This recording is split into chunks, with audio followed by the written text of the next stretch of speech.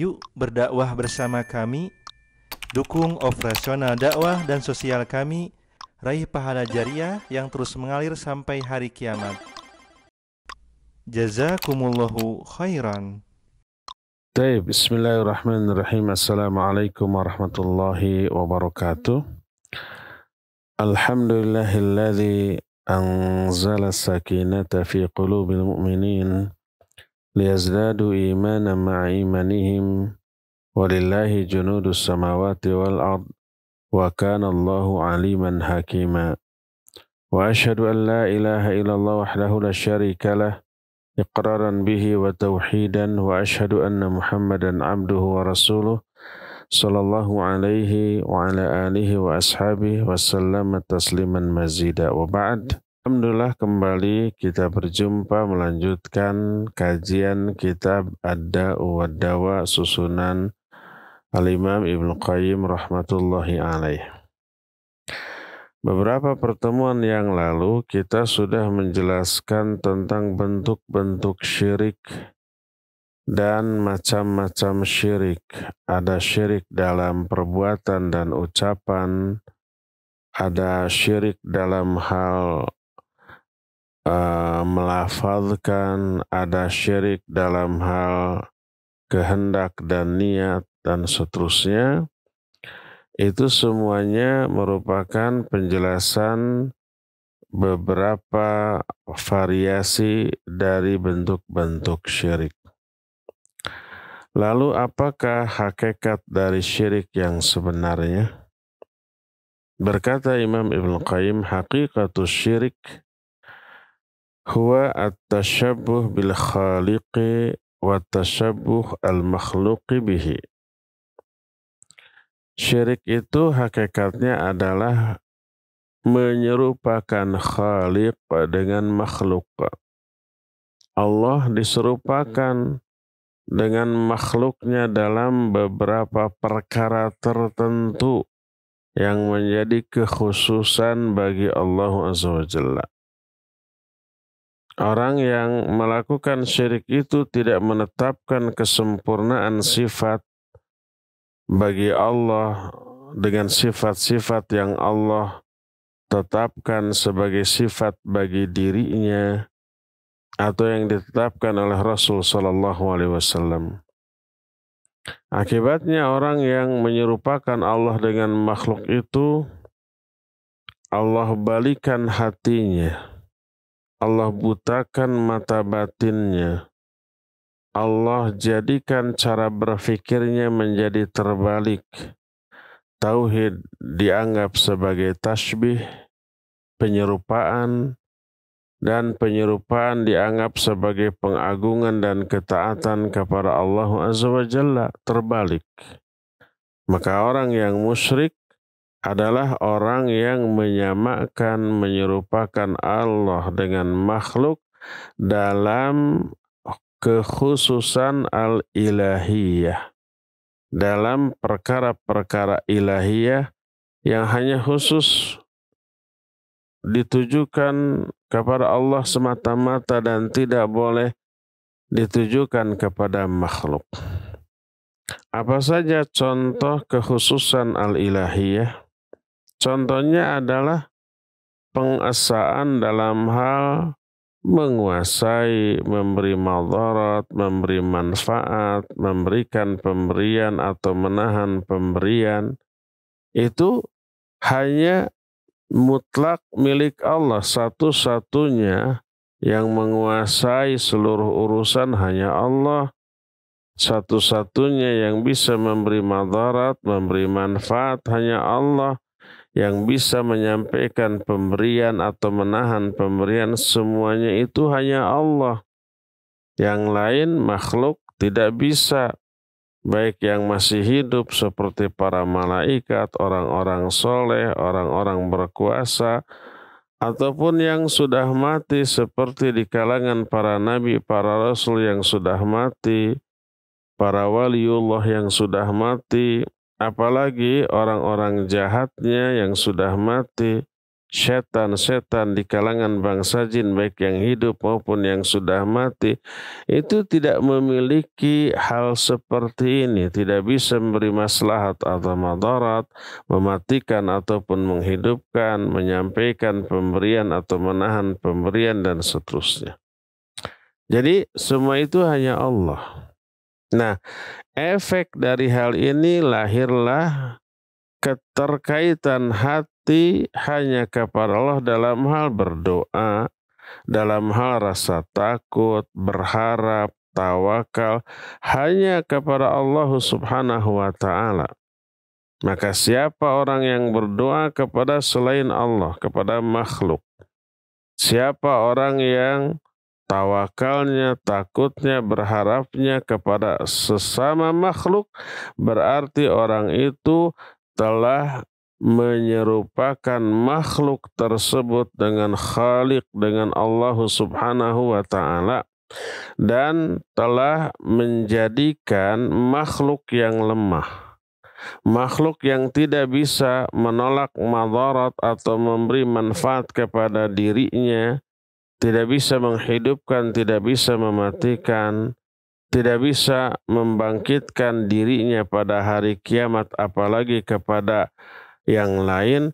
Makhluk yang lemah seperti itu telah dianggap serupa dengan Allah yang memiliki kemampuan untuk melakukan semua itu, yang memberi madarat, manfaat, menghidupkan ataupun mematikan, yang seluruh urusan berada di tangan Allah, yang seluruh urusan kembali kepada Allah, yang apapun yang Allah kehendaki pasti akan terjadi, apa yang tidak Allah kehendaki tidak mungkin terjadi, tidak ada yang bisa menolak pemberian kecuali Allah, tidak ada yang bisa memberi apa yang Allah cegah dan seterusnya, maka dianggap serupa antara makhluk yang lemah dengan zat yang maha berkuasa. Bahkan apabila Allah telah membuka pintu rahmat bagi seseorang, tak ada orang yang bisa menahannya. Dan apabila Allah telah menahan rahmatnya dari seseorang, tak ada seorang pun yang bisa melakukannya atau melepaskannya. Nah, penyerupaan Allah yang maha agung, maha kuasa, maha mengatur seluruh urusan disamakan dengan makhluk yang tidak memiliki kemampuan semuanya itu.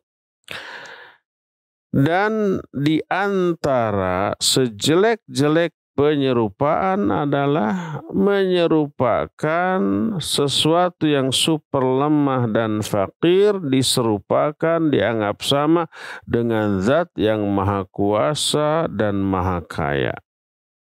Ini pertama, dalam kekhususan al-ilahiyah, diserupakan antara Allah dengan makhluk. Ini syirik. Di antara kekhususan al-ilahiyah yang lainnya adalah kesempurnaan yang mutlak dari seluruh aspek yang dimiliki oleh Allah semata-mata. Makhluk tidak ada yang sempurna. Makhluk itu sedahsyat, sehebat apapun pasti memiliki kelemahan. Para nabi memiliki banyak kelemahan karena manusia biasa, lapar, haus, bahkan mati. Seluruh nabi sekarang sudah wafat. Para malaikat memiliki banyak kelemahan. Mereka juga mati suatu saat, diwafatkan oleh Allah Subhanahu wa Ta'ala. Nah, Allah memiliki kesempurnaan yang mutlak dari seluruh aspek. Tidak memiliki kekurangan dari segi apapun. Ini hanya milik Allah. Ini kekhususan bagi Allah Azza wa Jalla. Keyakinan ini melahirkan sikap dari seorang hamba bahwa seluruh ibadah hanya ditujukan kepada Allah. Pengagungan, sikap memuliakan, rasa takut, berdoa, berharap, bertobat, tawakal, minta pertolongan, menghinakan diri, merendahkan diri yang disertai dengan puncak kecintaan, semuanya itu hanya kepada Allah, dan semua hal itu diwajibkan secara akal, secara syar'i, secara fitrah, bahwa hanya boleh ditujukan kepada Allah Azza wa Jalla. Akal, syariat, fitrah pasti melarang menunjukkan semua itu kepada selain Allah. Akal manapun yang sehat, terus fitrah siapapun yang masih lurus, dan syariat manapun pasti melarang makhluk tawakal kepada selain Allah, takut kepada selain Allah, mengagungkan kepada selain Allah, tobat kepada selain Allah, pasti itu.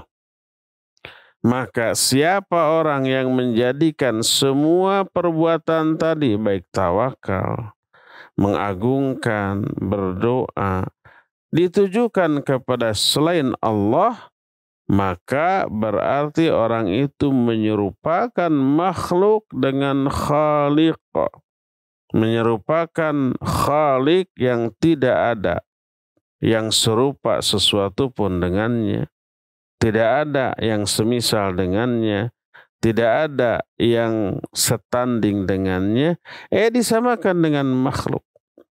Dan ini seburuk-buruk penyerupaan, sebatil-batil penyerupaan.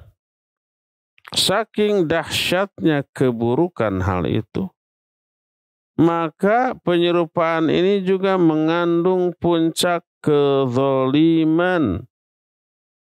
Jadi syirik itu sebesar-besar kezaliman. Sebagaimana firman Allah, inna syirka la zulmun azim. Zalim itu lawan dari adil. Kalau adil menempatkan segala sesuatu pada tempatnya, kezaliman menempatkan sesuatu bukan pada tempatnya. Dan syirik adalah menempatkan ibadah bukan kepada yang berhak diibadati, bukan kepada Allah, zat yang berkuasa, pencipta, penguasa alam semesta, yang harusnya ibadah ditujukan hanya kepada Allah, kepada sama makhluk. Itu sezalim-zalim kezaliman, seburuk-buruk kezaliman, yang pelakunya tidak akan diampuni oleh Allah Subhanahu wa Ta'ala.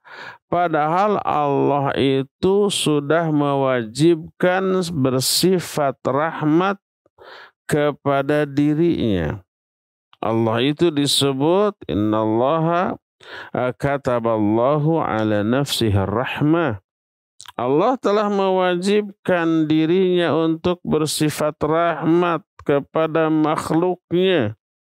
Maha pengampun, maha penyayang, maha pemberi, maha dermawan, dan seabrek sifat-sifat mulia lainnya yang dimiliki oleh Allah. Tapi khusus yang musyrik oleh Allah nggak diberi rahmat, oleh Allah nggak diberi ampunan, oleh Allah nggak diberi kasih sayang. Innallaha la yaghfiru an yushraka bihi wa yaghfiru ma duna dzalika liman yasha. Allah itu tidak akan mengampuni dosa syirik. Orang musyrik tidak diampuni dosanya. Kalau terbawa mati, tapi dosa selain syirik walaupun terbawa mati diampuni, mungkin diampuni. Walaupun nggak bagi semua orang, tapi liman yasha, bagi orang-orang yang Allah kehendaki. Nggak semua orang diampuni dosa besarnya. Tapi dosa syirik siapapun tidak akan diampuni kalau terbawa mati. Ini menunjukkan kadar kejahatan syirik itu nggak ada bandingannya. Sampai-sampai Allah yang maha pengampun, Allah yang maha pemberi rahmat, Allah yang maha penyayang nggak mau mengampuni dosa syirik tersebut. Ini menunjukkan dahsyatnya dosa syirik, buruknya dosa syirik, kezaliman yang tak terampuni. Itu kedua.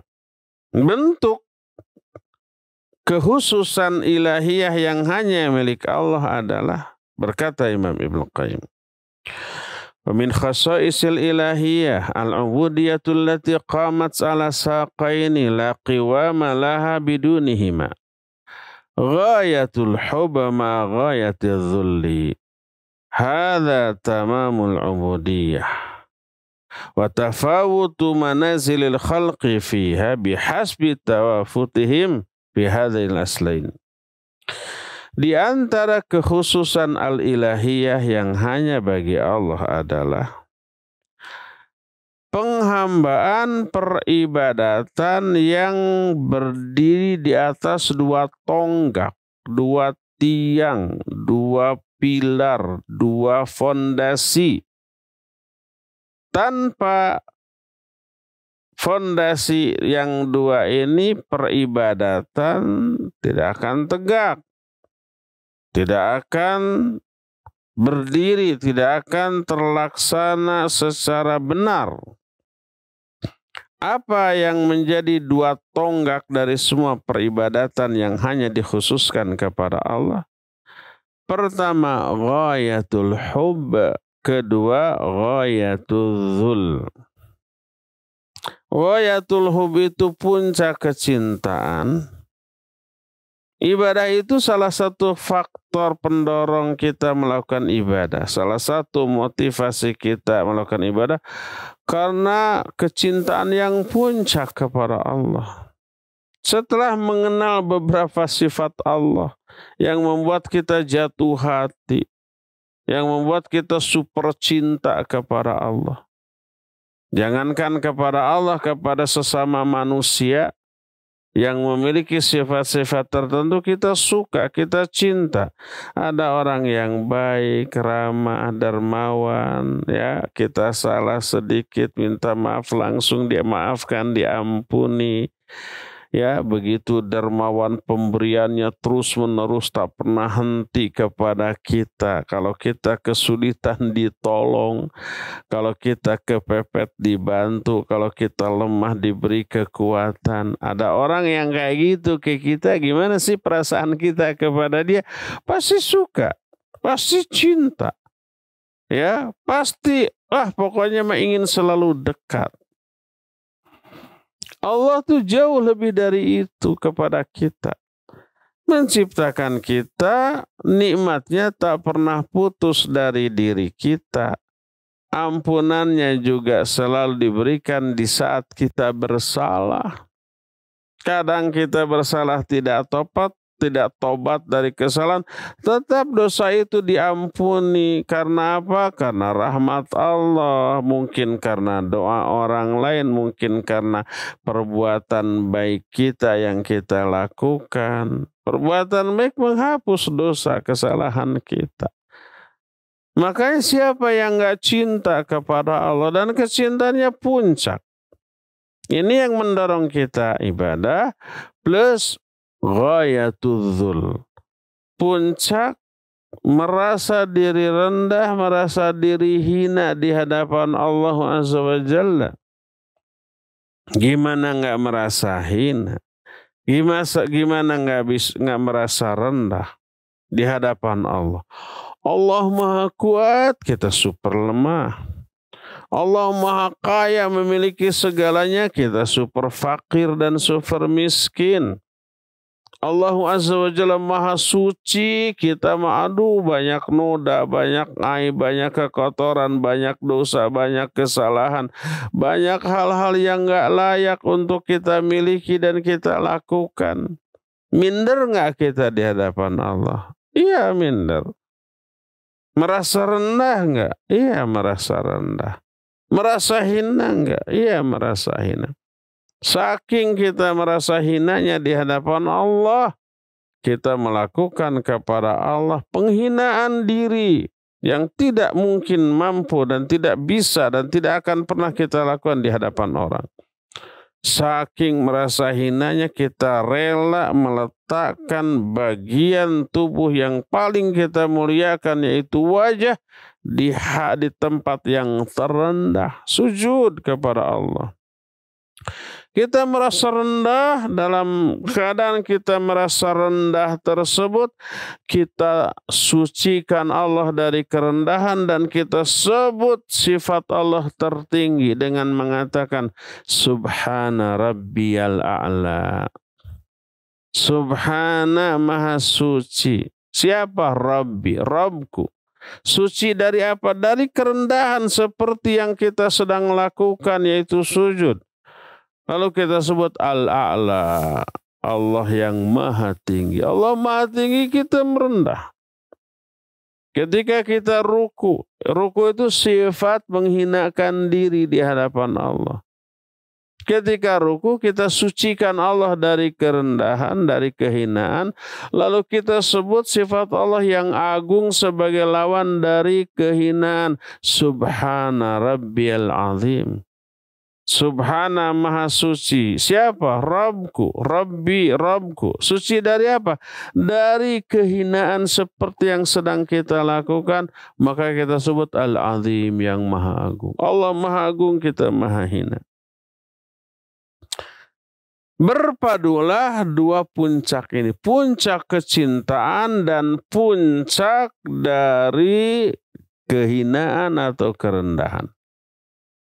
Puncak kecintaan menyebabkan kita khusyuk dalam beribadah kepada Allah, senang, betah karena sedang berdialog, berdekatan dengan zat yang kita cintai.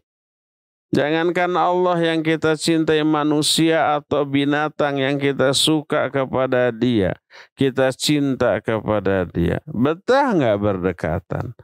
Betah nggak berdialog? Betah. Suami istri, pengantin baru yang saling mencintai dan menyayangi. Kemana-mana dah nggak mau misah tuh. Ya enggak. Ketika harus misah juga, aduh, chattingnya itu sehari itu beratus-ratus kali. Kadang video call karena saking ingin melihat ekspresinya, wajahnya.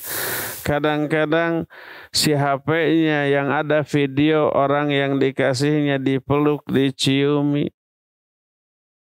Jadi komunikasi karena kecintaan itu pasti intens tuh.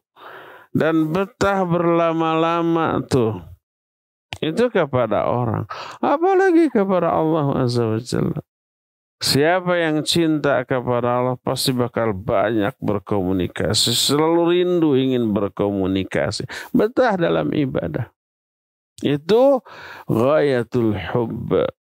Nah, ghayatul dzul melahirkan pengagungan kepada Allah.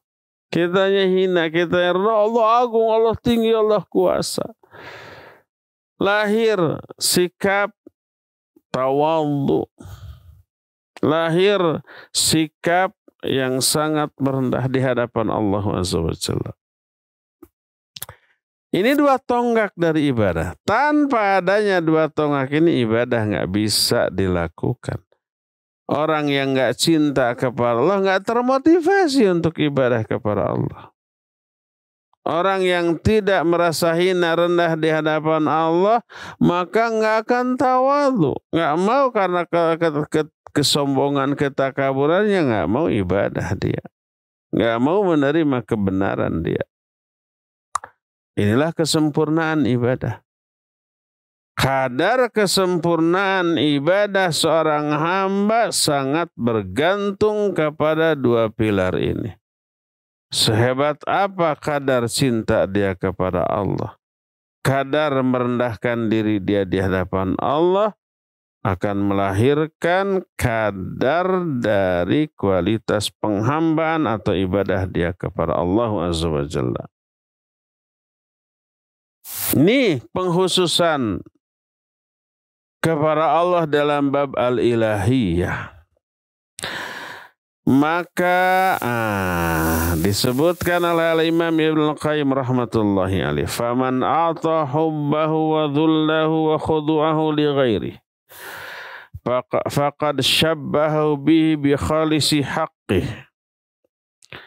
Siapa orang yang memberikan kecintaannya kepada selain Allah, sikap merendahnya kepada selain Allah, khudu'nya, DP-DP-nya kepada selain Allah,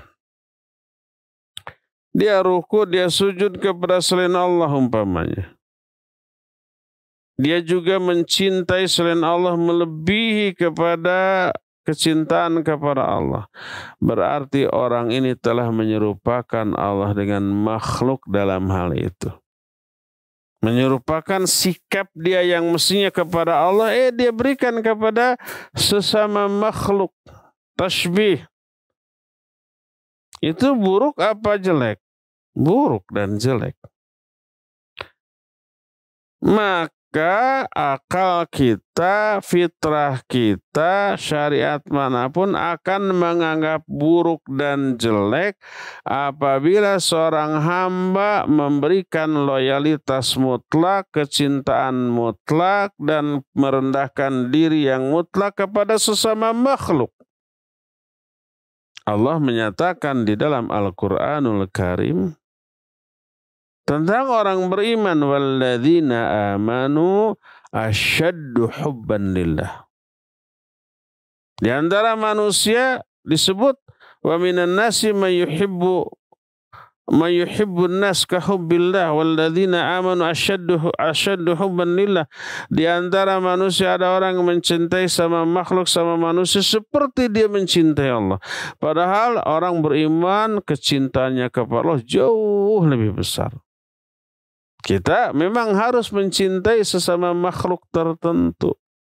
Mencintai sesama mukmin karena saudara. Mencintai para malaikat karena itu makhluk soleh.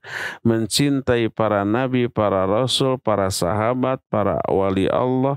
Mencintai orang tua, mencintai saudara, kerabat. Mencintai siapapun yang mukmin. Ya wajib itu. Tapi kadar kecintaannya nggak boleh melebihi kadar kecintaan kepada Allah. Tetap kecintaan kepada Allah melebihi semuanya itu. Kadar kecintaan kepada Nabi SAW harus di atas itu. Kadar kecintaan kepada syariat Islam harus di atas semuanya itu. Siapa orang yang lebih mencintai sesama makhluk, lebih mencintai harta, lebih mencintai dunia daripada mencintai Allah, Rasulnya dan syariatnya, Allah murka, Allah akan azab. Qul in kana aba'ukum aw abna'ukum aw ikhwanukum aw ashiratukum aw amwalun iqtaraftumuha wa tijaratun takhshawna kasadaha wa masakinu tardawnaha ahabba ilaikum minallahi wa rasulihi wa jihadin fi sabilihi fatarabbasu hatta ya'tiallahu bi'amrihi.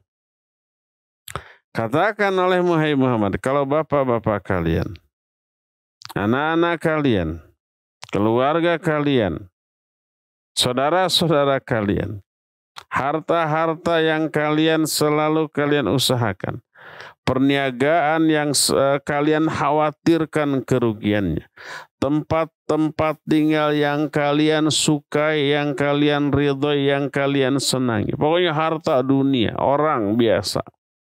Walaupun kerabat, walaupun orang tua. Kalau semua itu lebih kalian cintai daripada mencintai Allah, mencintai Rasulnya, dan mencintai jihad di jalannya, fatarabbasu, tunggu oleh kalian hatta ya'tiallahu bi'amri, sampai Allah mendatangkan urusannya. Maksudnya hatta ya'tiallahu bi'adzabi wa bi'iqabi, sampai Allah datangkan siksanya, azabnya kepada kalian. Allah azab, Allah murka karena orang itu telah lebih mencintai makhluk lebih besar daripada kecintaan kepada Allah Azza wa Jalla. Fitrah manapun, syariat manapun, akal manapun akan menganggap itu buruk. Sehingga mustahil syariat mengajarkan sebuah keburukan. Tapi ya seperti biasa, setan merubah pola pikir kebanyakan manusia. merubah cara berpikir mereka, merubah akal mereka, dan merusaknya, menyimpangkannya dari kebenaran. Adapun orang yang telah dikehendaki kebaikan oleh Allah Subhanahu wa taala, maka orang itu akan tetap di atas fitrahnya, akan tetap berperilaku, bersikap kepada Allah sesuai dengan akal sehatnya. Allah utus kepada manusia para rasulnya, Allah turunkan kepada mereka kitab-kitabnya yang isinya isi ajaran rasul, isi ajaran kitab sesuai dengan fitrah dan akal mereka. Maka orang-orang yang seperti itu akalnya, fitrahnya akan bertambah cemerlang, bertambah terang benderang, bertambah cahaya di atas cahaya Allah. Allah berfirman dalam surah An-Nur ayat 35, Yahdillahu linurihi mayyasha. Allah akan memberikan petunjuk kepada cahayanya bagi orang-orang yang Allah kehendaki. Jadi itu juga termasuk kekhususan dalam bab al-ilahiyah bagi Allah Subhanahu wa taala. Termasuk di antara kekhususan al-ilahiyah bagi Allah adalah sujud. Maka siapa orang yang sujud kepada selain Allah, dia sudah menyerupakan Allah dengan makhluknya. Termasuk kekhususanlah sikap tawakal. Siapa yang tawakal kepada selain Allah, dia sudah menyerupakan Allah dengan makhluknya. Termasuk taubat. Siapa yang taubat kepada selain Allah, dia sudah menyerupakan Allah dengan makhluknya. Termasuk bersumpah. Siapa orang yang bersumpah dengan menyebut nama selain Allah, berarti dia telah menyekutukan Allah dengan makhluknya. Karena di dalam sumpah terkandung pengagungan dan pemuliaan. Pengagungan kepada siapa? Kepada yang namanya disebut dalam sumpah. Jadi kalau seseorang bersumpah demi Allah, berarti dia sudah mengagungkan Allah dalam bentuk sumpah dengan menyebut nama Allah. Kalau bersumpah menyebut nama selain Allah, berarti mengagungkan sesama makhluk seperti mengagungkan Allah, berarti ini sudah termasuk syirik. Man halafa bi ghairillah faqad asyraka. Siapa yang bersumpah dengan menyebut nama selain Allah, maka dia telah berbuat syirik. Jangan salah faham terhadap hadis para sahabat menyatakan bi abi anta wa ummi ya Rasulullah. Ada kan hadis itu dan oleh Nabi dibiarkan, tidak ditegur, menunjukkan ucapan itu enggak masalah, ucapan itu boleh. Tapi orang salah menerjemahkan, salah memahami bi abi anta wa ummi diterjemahkan demi ayahku, demi engkau dan demi ibuku. Ini salah menerjemahkan dan salah faham. Akibatnya orang menyangka ini boleh bersumpah dengan nama selain Allah, nih buktinya demi bapakku, demi engkau dan demi ibuku. Itu karena salah menerjemahkan, salah paham dan salah memberi pemahaman ke orang. Akhirnya membantah, boleh kok bersumpah dengan menyebut nama selain Allah. Nih sahabat mengatakan bi abi anta wa ummi. Orang awam jadi memahami begitu karena kesalahan orang yang menyampaikan hadis itu. Maksud bi abi anta wa ummi adalah inna abi wa ummi ja'altuhuma fidaan laka ya Rasulullah. Itu dijelaskan oleh para ulama. Syekh Utsaimin rahimahullahu ta'ala menerangkan syarah tentang kalimat tersebut. Bi abi anta wa ummi artinya aku jadikan ayah ibuku sebagai tebusan bagimu ya Rasulullah. Bukan sumpah, ini keliru ya. Dengan demikian maka perkara-perkara yang dikhususkan untuk Allah nggak boleh ditujukan kepada sesama makhluk. Ini menyamakan sesama makhluk yang lain dengan Khalik, dengan Allah.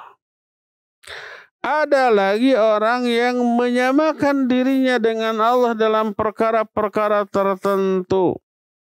Seperti merasa dirinya agung, merasa dirinya besar, ta'azum dan takabur.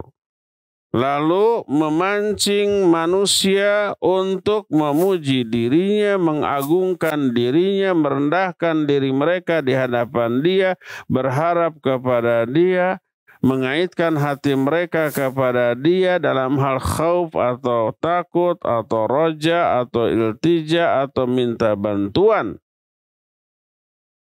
Dia ingin selalu dihormati, ingin selalu dihargai, ingin ditakuti, ingin orang-orang berharap kepadanya. Seperti itu tuh. Takabur namanya, ta'azum namanya. Dia telah menyerupakan Allah dengan dirinya dan sudah merampas, mengambil hak Allah dalam hal rububiyah dan ilahiyah. Orang itu pasti akan dihinakan oleh Allah Azza wa Jalla. Akan direndahkan dunia dan akhirat. Orang itu akan dijadikan oleh Allah, diinjak-injak oleh seluruh makhluk pada hari kiamat. Kita kan sudah jelaskan di pertemuan yang lalu. Salah satu azab di akhirat bagi orang yang ketika di dunia sombong takabur, orang itu Allah akan jadikan seukuran semut dalam bentuk orang lalu terinjak-onjak oleh manusia lain pada hari kiamat. Al-jaza'u min jinsil amal. Maka banyak hadis-hadis yang mencela orang yang takabur, orang yang sombong, orang yang merasa diri besar. Seperti dalam hadis yang sahih riwayat Imam Muslim dalam kitab Sahih Muslim, berkata Nabi alaihi salatu wasallam, yaqulullahu azza wa jalla, Allah berfirman, ini hadis kursi namanya.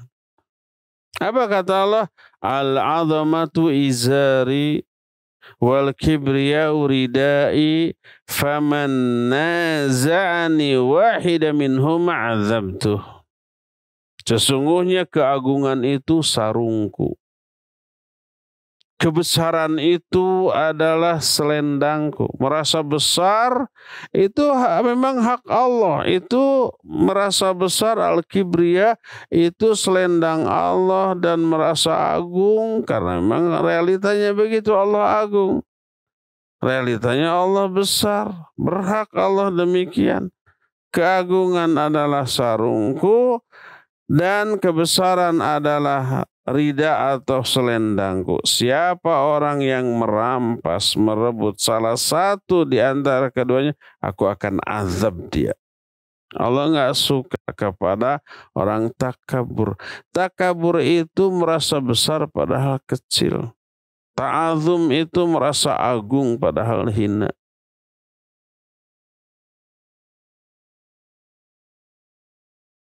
Apabila seseorang menggambar, melukis makhluk hidup dengan tangannya, itu azabnya di akhirat paling dahsyat tuh. Kenapa? Karena dia menyerupai Allah dalam hal penciptaan. Allah menciptakan orang, orang itu kemudian menggambar atau melukis orang, menyerupai Allah. Dalam hal penciptaan, menyerupakan dia dengan Allah dalam hal itu azabnya paling dahsyat di akhirat. Sebagaimana sabda Rasulullah SAW dalam hadis sahih riwayat Imam Bukhari dan Muslim, asyaddun nasi azaban yaumal qiyamati al-musawwirun yuqalu lahum ahyau ma khalaqatum. Manusia yang paling hebat siksanya pada hari kiamat tukang gambar, tukang lukis makhluk hidup. Nanti pada hari kiamat dia akan dipaksa, hidupkan apa yang kamu ciptakan tersebut. Juga dalam hadis lain masih diriwayatkan oleh Imam Bukhari dan Muslim, Rasul alaihi salatu wasallam bersabda bahwa Allah berfirman, "Wa man azlamu mimman dhahaba yakhluqu khalqan ka khalqi falyakhluqu dzarra aw liyakhluqu habba aw liyakhluqu sya'ira." Kata Nabi bahwa Allah Azza wa Jalla berfirman, siapa orang yang lebih zalim? Maknanya nggak ada lagi orang yang lebih zalim daripada orang ini. Siapa orang yang lebih zalim dibanding orang yang menciptakan seperti ciptaanku? Kalau memang dia mampu, sok ciptakan zarrah. Zarrah itu sebutir debu saja, atau sebutir biji, atau sebutir gandum. Sok ciptakan benda-benda makhluk kecil saja dulu. Bisa apa tidak? Kalau makhluk kecil saja tidak mampu, tidak bisa, dan terlarang, apalagi yang lebih besar daripada itu. Nah, itu saja sudah terlarang karena ada penyerupaan. Apa yang dia lakukan dengan apa yang Allah lakukan. Allah menciptakan makhluk hidup, dia menyerupai walaupun itu tidak hidup. Lukisan dia hidup apa tidak? Tidak hidup. Tidak berkembang, tidak menyusut, tidak berkedip gitu ya, tidak bergerak, tidak hidup. Tapi menyerupai ciptaan Allah itu saja sudah terlarang. Maka maksud dari penjelasan dari hadis itu adalah keadaan orang yang menyerupai perbuatan Allah hanya sudah terlarang, maka bagaimana dengan orang yang menyerupakan Allah dengan makhluk dalam bab ar-rububiyah dan al-uluhiyah? Itu lebih terlarang lagi. Termasuk menyerupakan Allah dengan makhluk, menyerupai Allah dalam hal pemberian nama yang tidak boleh kecuali bagi Allah Azza wa Jalla, seperti Maharaja di raja, Maha Hakim di antara para hakim, yang menunjukkan arogansi dia, menunjukkan dia itu ingin dianggap super berkuasa. Hanya dari sebutan, baik nama atau gelar. Gelar raja di raja, gelar hakim di kalangan para hakim, gelar maha penguasa di antara para penguasa, yang itu hanya khusus bagi Allah Azza wa Jalla.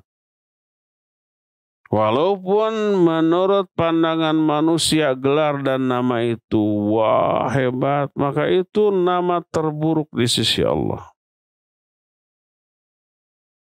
Rasul sallallahu alaihi wasallam bersabda, "Inna akhna'a al-asma' indallahi rajulun yusamma bisyahan syah ay malikil muluk la malika illallah." Kata Rasul sallallahu alaihi wasallam, nama yang paling hina di sisi Allah adalah orang yang diberi nama dengan nama Syahansyah. Mana Syahansyah bahasa Persia, artinya raja di raja, penguasa di kalangan para penguasa. Padahal tidak ada raja yang hak selain Allah. Raja di raja ya Allah, bukan orang. Dalam bahasa apapun, raja di raja, malikul amlak, atau Syahansyah, terlarang. Itu nama yang paling buruk. Syahansyah ya. Kalau Haswansyah boleh. Karena beda artinya ya. Bukan yang tadi kalau Syahansyah raja di raja, tidak boleh. Dalam lafaz lain diriwayatkan oleh Imam Muslim, kalau yang barusan diriwayatkan oleh Imam Bukhari dan Imam Muslim. Nabi SAW bersabda, "Aghyadu rajulin indallah rajulun yusamma bi malikil amlak." Manusia yang paling dimurkai oleh Allah adalah orang yang diberi nama dengan raja di raja. Kemurkaan dan kemarahan Allah kepada orang yang menyerupai Allah dalam hal sebutan. Sebutan atau gelar. Yang itu tidak layak diberikan kecuali kepada Allah. Tapi ketika diberikan kepada makhluk, maka membuat Allah murka dengan kemurkaan yang sangat besar. Dia mengagungkan dirinya, tapi oleh Allah sebenarnya dihinakan. Dalam hal Allah merupakan sebuah kehinaan. Maka fahuwa subhanahu malikul muluki wahdah wa huwa hakimul hukami wahdah fahuwa alladhi yahkumu alal hukami kullihim wa yaqdi alaihim la ghairuh. Maha suci Allah yang dia raja di raja sendirian. Satu-satunya raja di raja, satu-satunya hakim di kalangan para hakim. Dan dialah yang akan menghukumi seluruh hakim pada hari kiamat dan akan memberikan keputusan kepada seluruh makhluk dan tak ada yang lainnya. Ya, inilah penjelasan tentang hakikat syirik. Cukup ya sampai di sini saja dan kita punya sisa waktu untuk bertanya jawab. Wassallallahu ala nabiyina Muhammadin wa ala alihi wa ashabihi wasallam. Mangga. Syukran Ustadz atas pemaparan materi yang telah disampaikan. Ikhwati iman a'azani Allah wa iyyakum, para pendengar dan pemirsa dimanapun antum berada. Kami mengundang kepada antum semua yang akan bertanya jawab di sesi tanya jawab ini. Bagi antum yang akan bertanya langsung, silahkan bisa menghubungi line telepon di nomor 022 86862637. Sekali lagi silahkan bisa langsung menghubungi line telepon 022 86862637 ataupun bisa melalui pesan singkat, kirimkan pertanyaannya melalui SMS atau WhatsApp ke nomor 0811 227 1476. Kita angkat penelpon terlebih dahulu. Ya, silakan. Assalamualaikum warahmatullahi wabarakatuh. Waalaikumsalam warahmatullahi wabarakatuh. Silakan Pak Mulyono. Siap. Ustaz, saya mau tanya masalah hakikat daripada syirik. Yang saya tanyakan tadi ada dua golongan yang syirik, yaitu apakah makhluk-makhluk sekarang itu terutama manusia, apakah masih banyak yang menjalankan syirik terutama orang muslim? Sekian, assalamualaikum warahmatullahi wabarakatuh. Waalaikumsalam warahmatullahi wabarakatuh. Ya. Pak Mulyono di Margahayu, barakallahu fiik. Pertanyaannya, apakah ada nggak orang muslim sekarang yang melakukan perbuatan syirik? Banyak, Pak. Baik syirik besar, apalagi syirik kecil.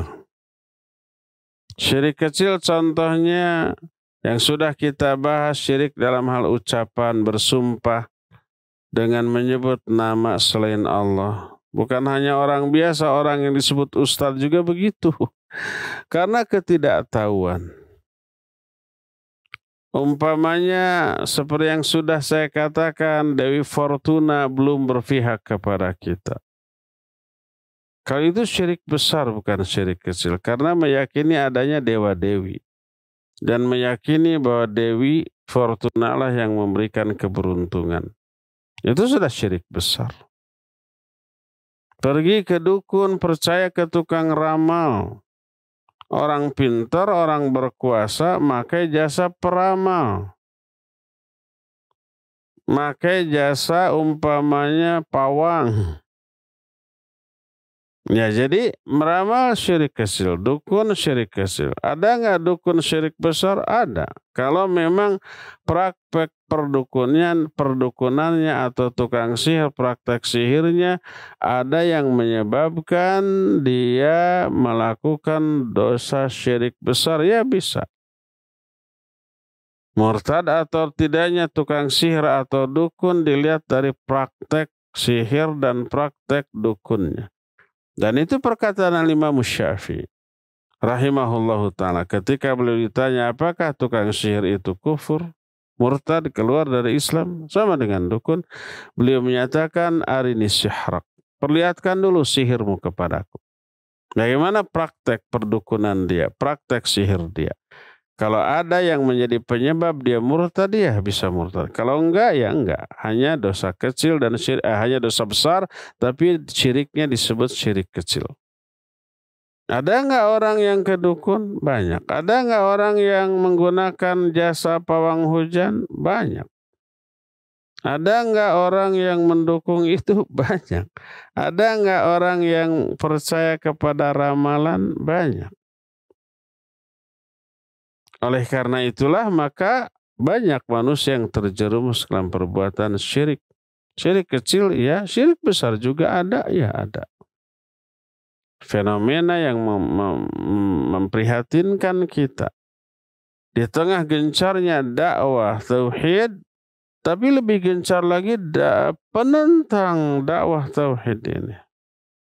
Dikatakan sedikit-sedikit syirik, dikatakan sedikit-sedikit bid'ah, dikatakan sedikit-sedikit kafir. Sebenarnya nggak sedikit-sedikit, ya. Tapi kita super hati-hati dan yang kita bahas perbuatannya bukan orangnya. Orang yang melakukan syirik apakah otomatis musyrik? Belum tentu. Ada syarat-syarat yang harus dipenuhi secara ketat untuk memvonis orang kafir, musyrik, ahli bid'ah, murtad. Enggak semudah itu. Kita paling hati-hati. Yang kita bahas perbuatannya loh. Dengan penjelasan yang ilmiah, yang bisa dipertanggungjawabkan lahir batin dunia akhirat. Ketat kita. Tapi kalau memvonis orang kita nggak pernah, oh si anu kafir, si anu musyrik. Enggak. Kita hanya menghukumi perbuatan yang dilakukan oleh orang tanpa menyebut orangnya, kelompoknya, komunitasnya, atau organisasinya, partainya. Enggak. Kita tidak sedang memvonis pelaku. Kita hanya sedang membicarakan hukum dari sebuah perbuatan. Oh, kalau kita tukang mengkafir-kafirkan orang, coba sebut satu aja contoh siapa orang yang kita kafirkan. Enggak. Kita membahas perbuatan, bukan memvonis orang. Dua hal yang harus dibedakan jauh. Kalau umpamanya sebuah perbuatan itu syirik, tidak lantas pelakunya itu musyrik, murtad, keluar dari Islam. Enggak. Enggak seperti itu. Ada kaidah yang harus diterapkan secara ketat untuk memvonis orang yang melakukannya. Juga tidak sedang memvonis pelakunya pasti ke neraka. Enggak seperti itu. Terancam dengan neraka, iya. Tapi pasti ke neraka, tidak. Tidak sedang memvonis pelakunya, ya. Jadi seperti itu, ya. Demikian Pak Mul. Wallahu a'lam bishawab. Silakan lagi. Syukran Ustadz atas jawabannya. Pertanyaan selanjutnya melalui pesan singkat dari hamba Allah di Makassar. Beliau bertanya, Assalamualaikum warahmatullahi wabarakatuh. Apakah termasuk perbuatan syirik orang yang melepaskan ayam merah di tempat di mana ia terkena kecelakaan, Ustadz? Silahkan. Iya, tergantung keyakinan. Ada kecelakaan, lalu dia melakukan ritual khusus di tempat kecelakaan tersebut berupa apa? Melepaskan. Maksudnya dilepaskan biasa gitu. Terus ayamnya apa? Disembelih atau dibiarkan aja. Atau diambil lagi? Dibiarkan saja. Dibiarkan. Apakah ini syirik atau tidak? Tergantung niat, motivasi, penyebab dia melepaskan ayam merah. Kalau dia melepaskan ayam merah tersebut sebagai persembahan, pengorbanan kepada selain Allah, termasuk syirik. Karena berkorban hanya untuk Allah. Kalau umpamanya ayam itu disembelih apa tidak? Tidak disembelih, hanya dilepaskan saja gitu. Ya kalau umpamanya itu dilepaskan kemudian tidak lagi dianggap sebagai milik dia. Ini sudah menjadi milik si mbah yang menguasai tempat ini. Umpamanya dipersembahkan kepada si mbah sebagai bentuk pengorbanan. Syirik, ya syirik. Baik dengan ayam atau tidak hanya dengan ayam, dengan yang lebih kecil, dengan seekor nyamuk, dengan seekor lalat. Sebagaimana sebuah hadis Nabi SAW menyatakan ada orang masuk surga dan neraka karena seekor lalat. Para sahabat kaget, masa seekor lalat menjadi penyebab masuk surga atau nerakanya seseorang.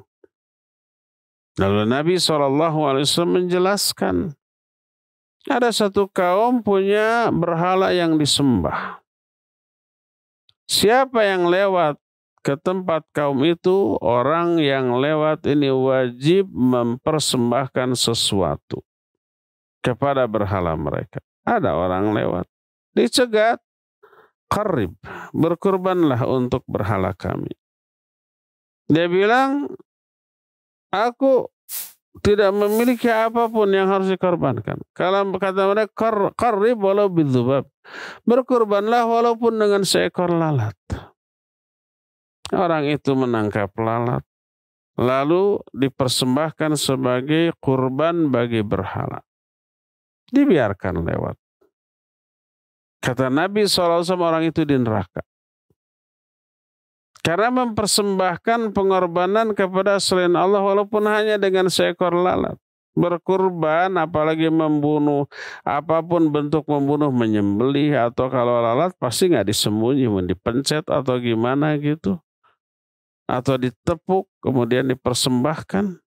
Atau mungkin ditangkap, kemudian dipersembahkan, dibiarkan lagi hidup, tidak dibunuh.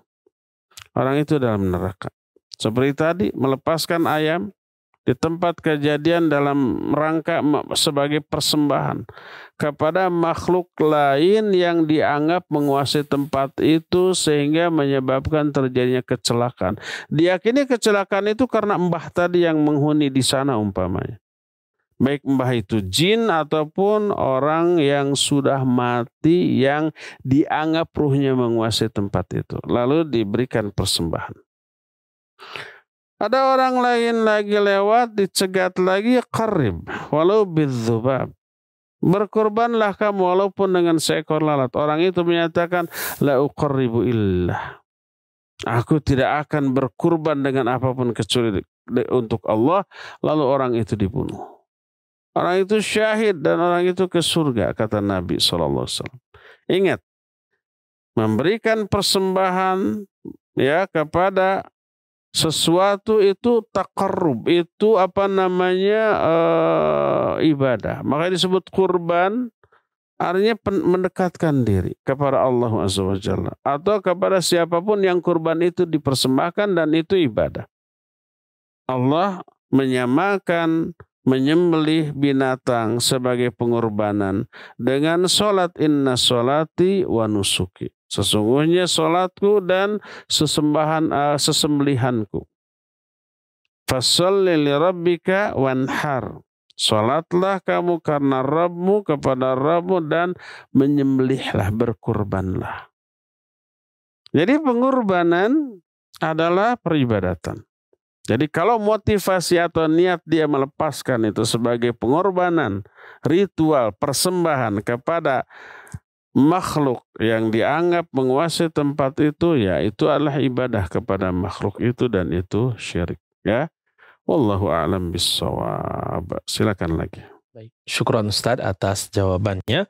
Pertanyaan selanjutnya dari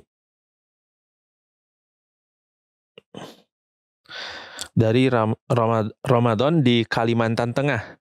Ustadz, bagaimana caranya agar kita bisa masuk ke kelompok orang masuk surga tanpa hisab dan tanpa azab? Silakan. Iya, di kalangan umat Nabi SAW ada yang masuk surga tanpa hisab. Awalnya 70.000 orang. 70.000 itu sedikit apa banyak? Ya sedikit kalau dibanding dengan seluruh populasi kaum muslimin sejak zaman itu sampai hari kiamat. Ada berapa miliar? Mungkin saja sampai triliun, mungkin kalau sampai hari kiamat nanti. 70.000 dari 1 miliar aja sudah sedikit. 1% pun tidak. Jadi kata Nabi SAW kan ditampakkan seluruh umat zaman dahulu. Ada umat yang besar, ternyata itu umat Nabi Musa. Tiba-tiba ada lagi ke tempat lain umat yang jauh lebih besar. Itulah umatmu, kata para malaikat. Minhum sab'una alfan yadkhulunal jannata bighairi hisab wala azab. Di kalangan mereka, di antara kalangan umatmu ada 70.000 orang masuk surga nanti tanpa hisab, tanpa azab. 70.000. Lalu para sahabat bertanya, siapa mereka? Mereka adalah orang yang memiliki 4 karakter. Yang pertama adalah orang yang la yatatawwarun. Mereka tidak tatayur, tidak meramal, tidak diramal, tidak percaya ramalan. Yang kedua, wala yastariqun, tidak minta diruqyah. Meruqyah boleh, diruqyah boleh. Minta diruqyah tidak haram. Cuma kalau minta diruqyah, dia tidak akan bisa masuk surga tanpa hisab. Kalau umpamanya kita diruqyah tanpa kita minta, kita sakit atau ada sesuatu, lalu ada orang, saya ruqyah ya. Lalu kita membiarkan diri diruqyah, enggak apa-apa, enggak masalah. Dan kalau kita sakit, tolong ruqyah saya, enggak dosa, enggak haram. Cuma dia kehilangan kesempatan bisa masuk surga tanpa hisab. Jadi yang kedua tidak minta diruqyah. Yang ketiga tidak melakukan pengobatan dengan cara kay. Kay itu menempelkan besi panas di titik tubuh tertentu. Sakit nggak? Enggak sakit. Cuma panas luar biasa. Besi panas loh, ya, sampai memerah gitu. Ya pasti luka, ya. Panasnya luar biasa. Sakit mah enggak. Setelah beres panasnya baru sakit pasti. Maka dilarang. Dan yang keempat, wa ala rabbihim yatawakkalun. Mereka tawakal hanya kepada Allah. Ini 4 karakter. Orang muslim yang bisa masuk surga tanpa hisab. Tidak meramal, tidak diramal, dan tidak percaya ramalan. Tidak minta diruqyah, tidak melakukan perbuatan pengobatan dengan sistem K. Dan yang keempat, tawakal hanya kepada Allah. Miliki 4 ini, maka kita memiliki kans, memiliki kesempatan untuk masuk surga tanpa hisab. Timbul pertanyaan, kalau ternyata hanya 70.000, jatahnya habis oleh para sahabat. Para sahabat ada nggak 70.000 orang? Lebih dari 70.000. Belum para ulama tabi'in, tabi'ut tabi'in zaman dahulu yang jauh lebih soleh dari kita, ya banyak. Kita nggak ada apa-apanya dibanding mereka. Mereka berjumlah jutaan totalnya. Kalah bersaing kita dengan mereka. Kalau hanya 70.000, dijamin kita nggak dapat. Nggak dapat jatah. Tapi alhamdulillah Rasul SAW meminta tambahan kepada Allah, jangan hanya 70.000 orang. Nabi meminta tambahan, maka oleh Allah dikabulkan dari setiap 70.000 ditambah 70.000.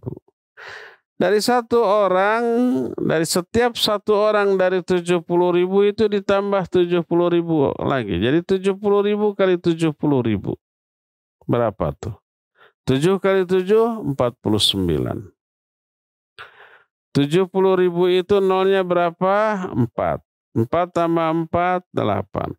49 dengan nolnya 8. Berapa tuh? 4, 9, 3. 4,9 miliar? Ya. 4,9 miliar di antara kaum muslimin yang akan masuk surga tanpa hisab, tanpa azab, insya Allah. Besar apa tidak? Banyak apa tidak? Ya banyaklah. Yang semoga Allah SWT memasukkan kita ke dalam salah satu di kalangan mereka. Miliki 4 ini.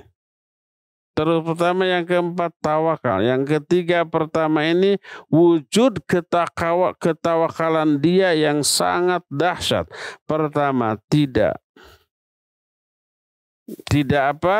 meramal, tidak minta diramal, tidak percaya kepada ramalan. Yang kedua, tidak termasuk ke dukun-dukun, jangan tuh. Kalau ada kasus musibah gitu ya, dukun-dukun berdatangan tuh, nggak diminta juga, ngari riweuh ya. Lauk buruk milu mijah. Ada orang hilang, dukun-dukun tuh.